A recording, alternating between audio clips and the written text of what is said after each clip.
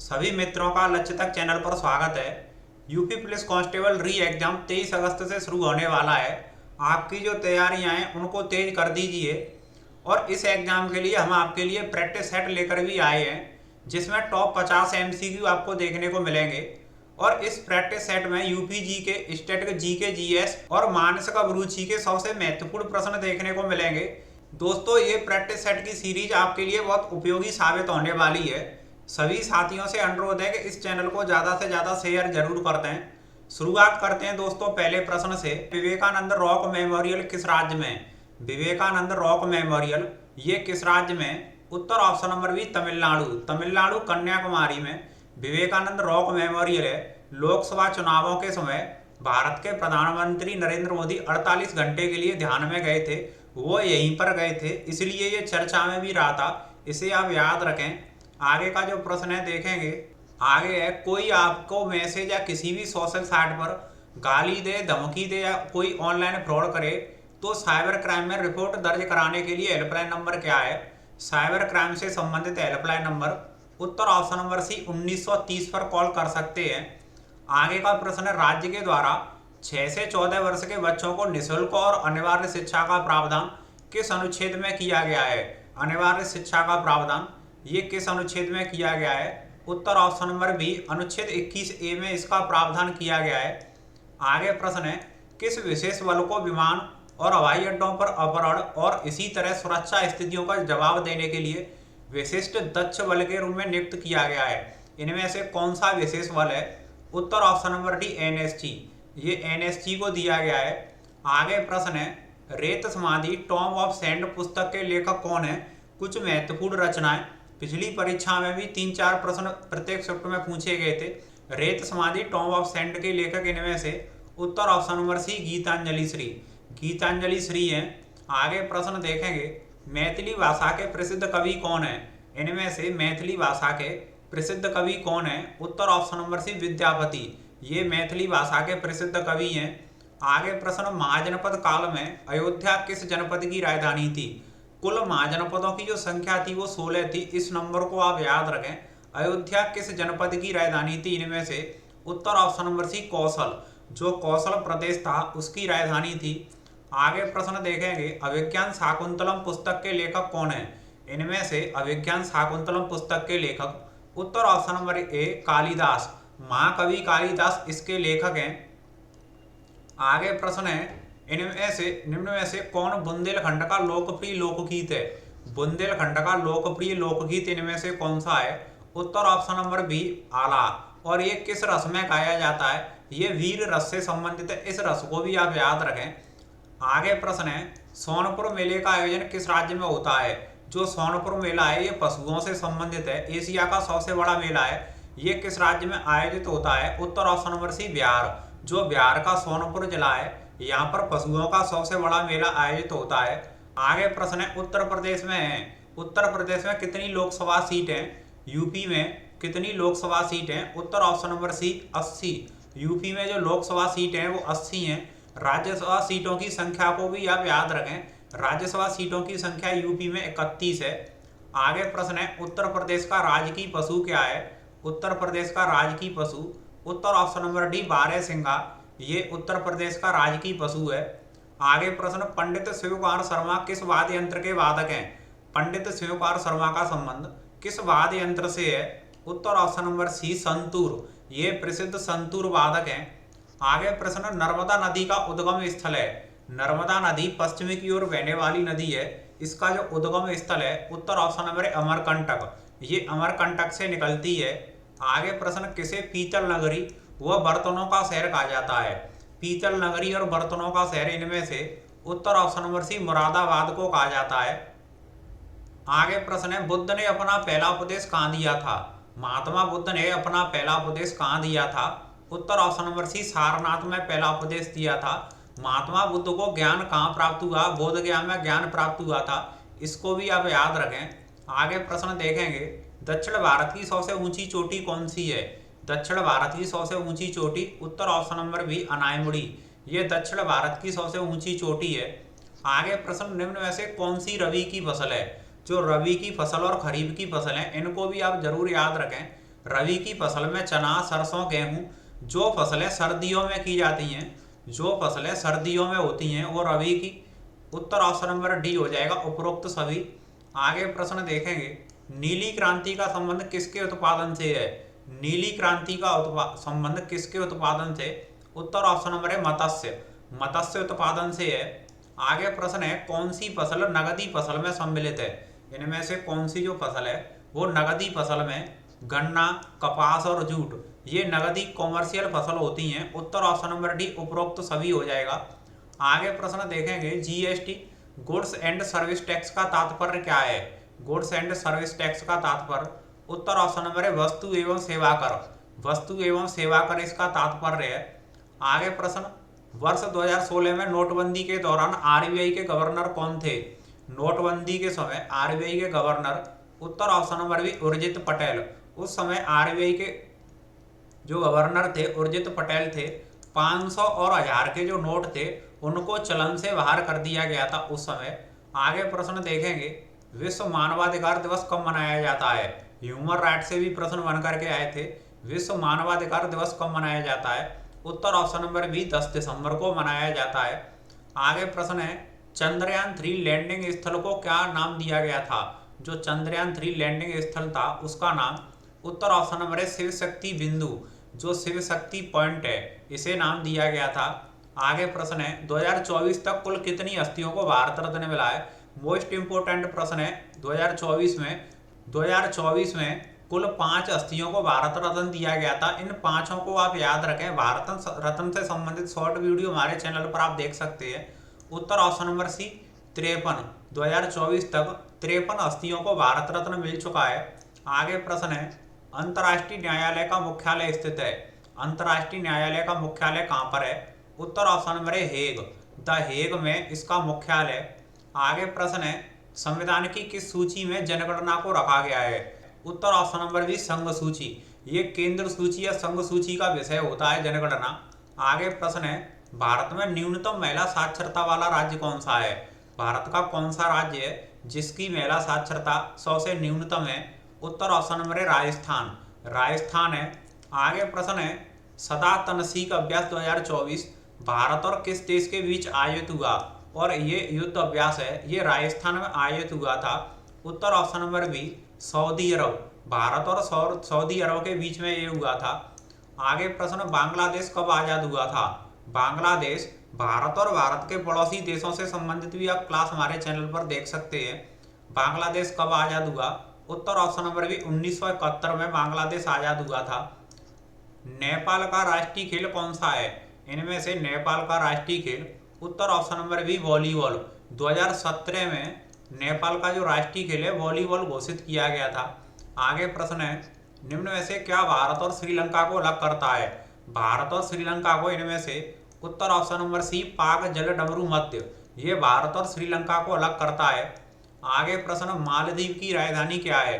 भारत और भारत के पड़ोसी देशों से संबंधित बनने वाले सभी प्रश्नों की क्लास आप हमारे चैनल पर जरूर देख लीजिए। एक दो प्रश्न बन करके जरूर आएंगे। मालदीव की राजधानी, उत्तर ऑप्शन नंबर है माले, माले इसकी राजधानी है। राज्य के नीति निर्देशक सिद्धांतों को लिया गया था। राज्य के नीति निर्देशक सिद्धांतों को भाग नंबर 4 संविधान के भाग या पार्ट 4 में रखा गया है। इनका वर्णन है अनुच्छेद 36 से 51 में दे रखा है, आर्टिकल 36 से 51। इनको किस देश के संविधान से? उत्तर ऑप्शन नंबर सी आयरलैंड के संविधान से इनको लिया गया था। आगे प्रश्न है, महिला एशिया कप क्रिकेट 2024 का आयोजन किस देश में किया जा रहा है? महिला एशिया कप, ये T20 एशिया कप है महिलाओं का, ये किस देश में हो रहा है? उत्तर ऑप्शन नंबर है श्रीलंका, ये श्रीलंका में हो रहा है। और आज ही के दिन भारत और श्रीलंका के बीच में फाइनल मैच आएगा। फाइनल मैच आज ही खेला जा रहा है भारत और श्रीलंका की महिलाओं के बीच में। आगे प्रश्न है, संविधान का अनुच्छेद 76 किससे संबंधित है? संविधान का अनुच्छेद 76, उत्तर ऑप्शन नंबर बी भारत के महान्यायवादी, भारत के महान्यायवादी से संबंधित है संविधान का अनुच्छेद 76 है। आगे प्रश्न देखेंगे, आईसीसी पुरुष T20 विश्व कप 2024 में किस देश ने जीता? इसे तो आप जानते ही होंगे, ये भारत ने जीता है। और उपविजेता टीम को भी आप याद रखें, जो उपविजेता टीम थी वो दक्षिण अफ्रीका थी, इसे हराकर ही भारत ने ये विश्व कप जीता है। पाटलिपुत्र के संस्थापक थे या पाटलिपुत्र की स्थापना इनमें से किसके द्वारा की गई? उत्तर option number B Udayan. Udayan के द्वारा पाटलिपुत्र की स्थापना की गई। आगे प्रश्न 1857 का विद्रोह लखनऊ में किसके नेतृत्व में आगे बढ़ा था? 1857 की क्रांति 10 मई को मेरठ से शुरू हुई थी। 10 मई मेरठ से शुरू हुई और लखनऊ में इसका नेतृत्व किसने किया? उत्तर ऑप्शन नंबर है बेगम हजरत महल। बेगम हजरत महल ने किया था। झांसी से इसका जो नेतृत्व किया था, झांसी से रानी लक्ष्मीबाई ने। नाना साहब ने कानपुर से नेतृत्व किया था इस क्रांति का। आगे प्रश्न देखेंगे। आगे जो प्रश्न आने वाले हैं मानसिक अभिरुचि के प्रश्न हैं। आपको एक पुलिस अधिकारी के रूप में एक जिले के पुलिस स्टेशन में नियुक्त किया जाता है। निम्न में से उस अधिकारी का नाम क्या है जो पुलिस स्टेशन का अधिकारी होता है? कौन सा अधिकारी है जो पुलिस स्टेशन का अधिकारी या प्रभारी होता है? उत्तर option number B station house officer, जिसे SHO कहा जाता है, स्टेशन हाउस ऑफिसर। आगे प्रश्न है, एक मेले की भीड़ में एक 6 साल का बच्चा अपने माता पिता से बिछड़ गया है और रो रहा है। ड्यूटी कांस्टेबल को क्या करना चाहिए? जो ड्यूटी कांस्टेबल है क्या करना चाहिए? पहला विकल्प, बच्चे से उसका नाम, माता पिता का नाम पता आदि पूछे। दूसरा, बच्चे को प्यार से अपनी गोद में उठाए और उसे सांत्वना दे। या सी विकल्प, मेला स्थल व थाने से मालूम करें कि किसी बच्चे के खोने की सूचना तो नहीं है। या डी विकल्प, पता लगने पर बालक को उसके माता पिता के पास पहुंचा देना। उत्तर ऑप्शन नंबर सी एकदम सही होगा। आप मेला स्थल व थाने से मालूम करें कि किसी बच्चे को खोने की कोई सूचना तो नहीं है, क्योंकि अगर सूचना होगी तो उस एड्रेस पर आप उस बच्चे को पहुंचा देंगे। ये आसान या अच्छा तरीका रहेगा। आगे का प्रश्न है, आप रात को सिनेमा देखकर आ रहे हैं, अचानक आप देखते हैं कुछ गुंडे लड़कियों का पीछा कर रहे हैं, तो आप क्या करेंगे? पहला विकल्प है, आप गुंडों से कहते हैं कि चले जाएं और इसका नतीजा भुगतने को तैयार रहें। या दूसरा है, आप लड़कियों के साथ जाकर उन्हें घर तक छोड़ दें। या सी विकल्प, आप आसपास के लोगों को इकट्ठा करते हैं ताकि गुंडों से छुटकारा पाया जा सके। या डी, आप चुपचाप देखते हुए निकल जाते हैं। इसका जो सही विकल्प होगा, आप लड़कियों के साथ जाकर उन्हें घर तक छोड़ देंगे। ये एकदम सही विकल्प हो जाएगा इनमें से। आगे का प्रश्न देखेंगे। आपने पर्याप्त सबूत के बिना एक व्यक्ति को गिरफ्तार किया है। आपका अधिकारी आपको उस व्यक्ति को गिरफ्तार करने में जल्दबाजी के लिए फटकार लगाता है। इस स्थिति में आप क्या करेंगे? आपने जल्दबाजी में किसी व्यक्ति को गिरफ्तार किया है। पहला विकल्प है, अपने अधिकारी के खिलाफ मीडिया का समर्थन इकट्ठा करेंगे। अपने अधिकारी के खिलाफ, ये गलत हो जाएगा।